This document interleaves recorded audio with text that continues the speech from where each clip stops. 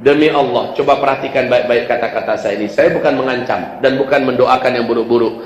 Bali pasti Allah hancurkan dan Allah tenggelamkan karena perbuatan dosa di sana sudah sangat-sangat keterlaluan. Jika pemerintah di sana tidak segera menghentikan dan menutup maksiat-maksiat itu dan tidak taubat secara massal, maka tidak ada tempat untuk mereka melanjutkan kehidupan di Bali.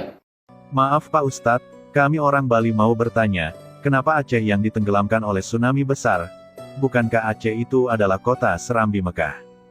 Jika Tuhan menenggelamkan sebuah pulau karena banyak dosa di pulau tersebut, artinya menurut Pak Ustadz, dosa yang ada di Aceh itu sudah sangat keterlaluan, sampai-sampai Allah menenggelamkannya dengan tsunami besar.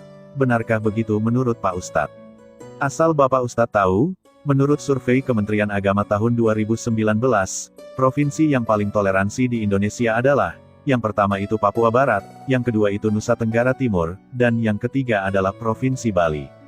Dan provinsi paling intoleran di Indonesia adalah, yang pertama itu Aceh, yang kedua itu Sumatera Barat, dan yang ketiga itu adalah Jawa Barat. Dan asal Bapak Ustadz tahu juga, wisata seks berkedok halal itu adanya di Puncak Bogor, Jawa Barat Pak. Prostitusi kok dihalalkan sih Pak? Apakah Bapak lupa, pelecehan seksual terhadap anak, banyak terjadi di beberapa pesantren di Indonesia.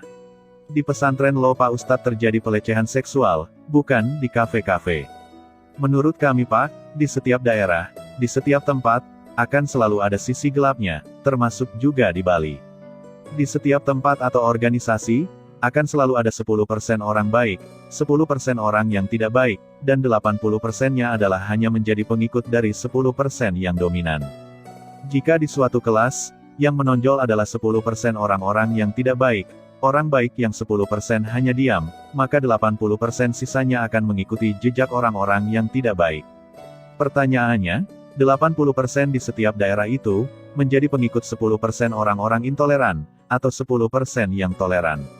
Asal Bapak Ustadz tahu, kami di Bali, selain menjadi provinsi paling toleran, kami di Bali juga tetap menjaga ajaran leluhur kami sejak ribuan tahun yang lalu.